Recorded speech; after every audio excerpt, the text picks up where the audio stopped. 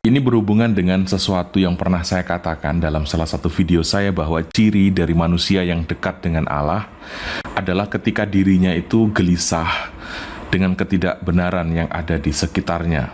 Ciri dari manusia yang dekat dengan Allah adalah ketika dirinya itu gelisah dengan ketidakbenaran yang ada di sekitarnya. Nah, terhadap pernyataan itu, ada yang menulis dalam kolom komentar seperti ini. Kenapa channel Romondeso tidak pernah gelisah dengan ketidakberesan yang terjadi di dalam gereja Katolik? Kenapa channel Romondeso tidak pernah gelisah dengan ketidakberesan yang terjadi di dalam gereja Katolik?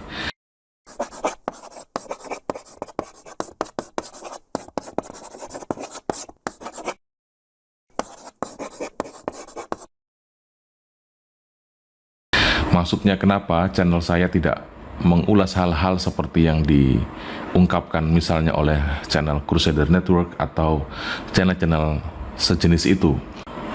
Sangat mengherankan bagi saya ketika orang merayakan Ekaristi serentak memusuhi para imam, memusuhi uskup-uskup, dan menganggap rendah paus. Dan sangat mengherankan juga bagi saya ketika orang menjadikan ketidaksetujuannya, menjadikan kebenciannya pada oknum-oknum pimpinan gereja sebagai bahan konten di YouTube. Berhentilah bermimpi untuk membangun komunitas beriman yang berdiri atau muncul di atas pewartaan tentang kebencianmu pada saudara sendiri. Jangan pernah membenarkan jalan kebencian dan kekerasan atas nama cinta.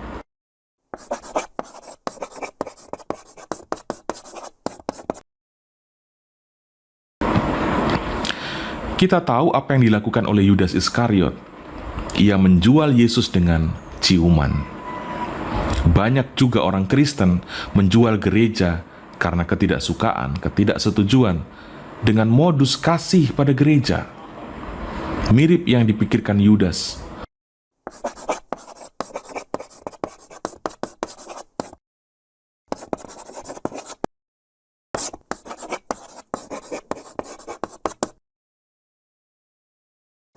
Salam damai dan sejahtera bagi kita semua. Video ini saya buat untuk menanggapi video Romo Aba dari channel Romondeso yang secara implisit terkesan menempatkan channel Crusader Network sebagai pembenci hierarki, suka memperolok gereja, bahkan berperilaku seperti Yudas karena banyak konten-konten channel Crusader Network yang sering melakukan otokritik terhadap apa yang terjadi di gereja. Apakah benar demikian?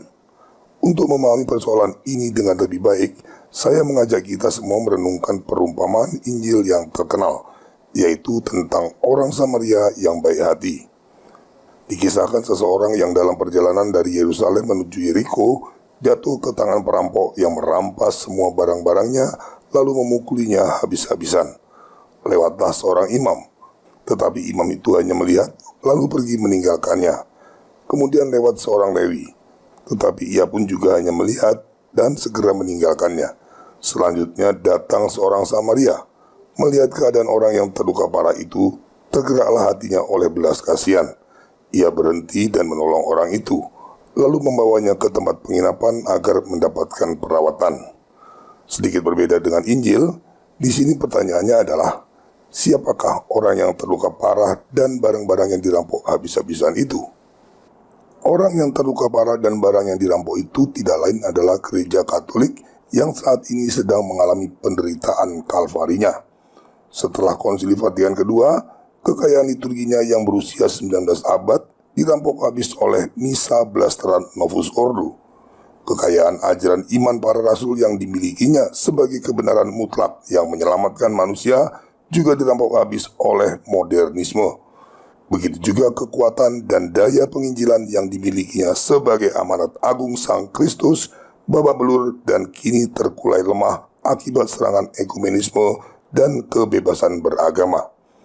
Itulah yang terjadi dengan gereja Katolik kita.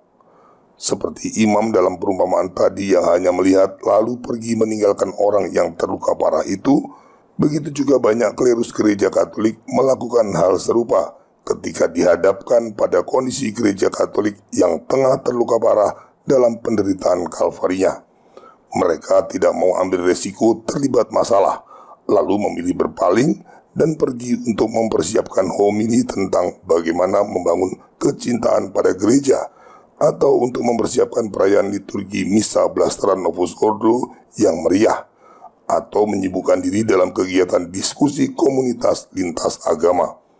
Pokoknya apapun yang dapat dijadikan dalih mengapa mereka tidak peduli pada keadaan gereja yang tengah mengalami krisis parah.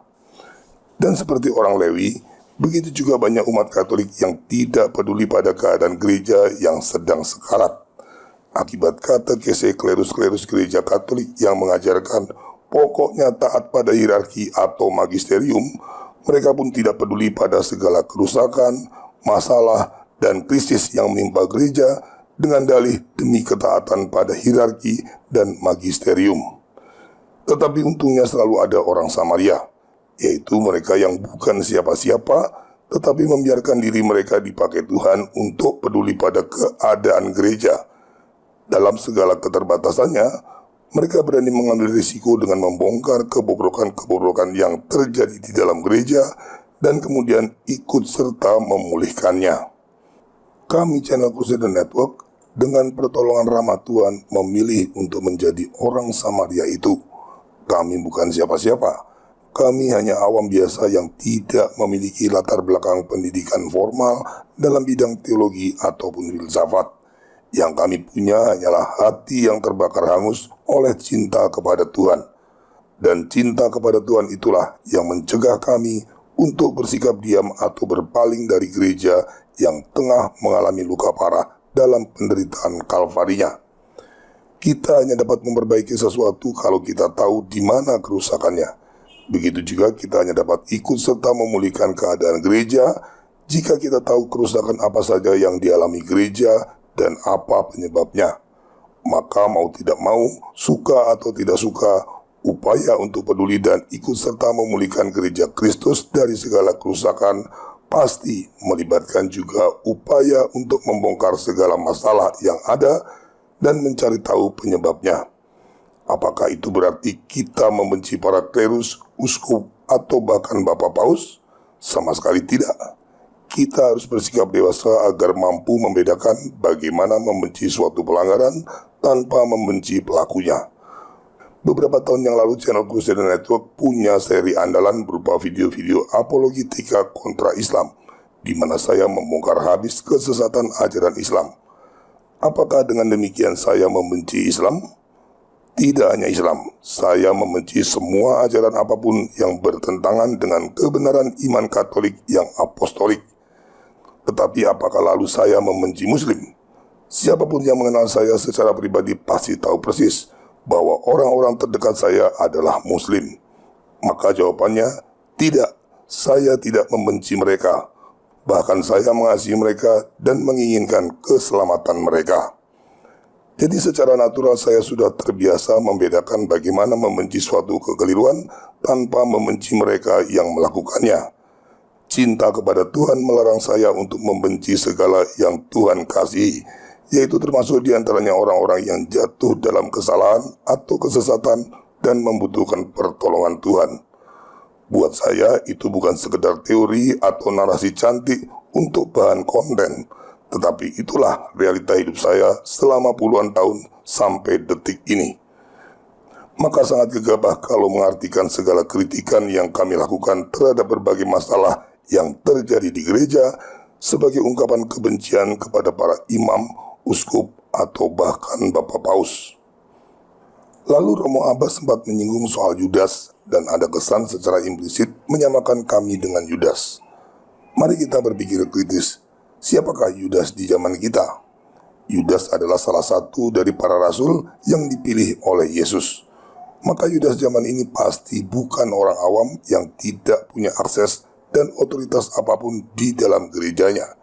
Yudas adalah bagian dari hierarki gereja yang punya otoritas sedemikian besar sehingga dapat menyalahgunakannya untuk berkhianat pada gereja lalu menyerahkannya pada dunia.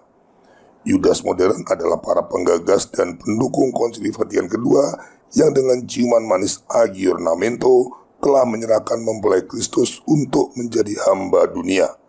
Para Yudas modern itulah yang sekarang membuat gereja Katolik mengalami kerusakan hebat akibat berbagai skandal iman dan moral, bagikan orang yang dirampok habis-habisan dan dipukuli hingga sekarat. Seperti kata Paus Santo Felix III, tidak menentang kekeliruan sama dengan mendukungnya. Begitu juga semua klerus Katolik yang dengan berbagai dalih memilih bersikap diam terhadap apa yang terjadi di gereja. Mereka adalah para pendukung Yudas yang secara tidak langsung ikut serta menghancurkan gereja Kristus. Apalagi dengan kapasitas dan otoritasnya sebagai gembala. Sikap diam para klerus pendukung konsili ini dapat menyeret ribuan bahkan jutaan jiwa dalam kesesatan yang membinasakan.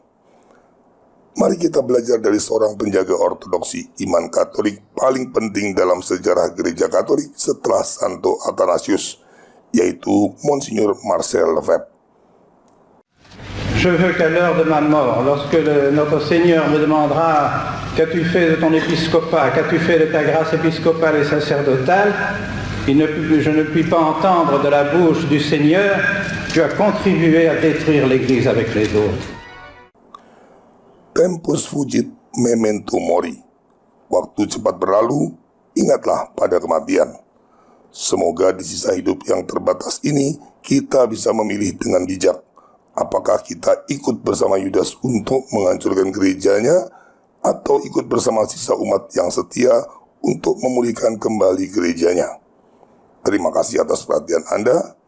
Viva Cristo Rey.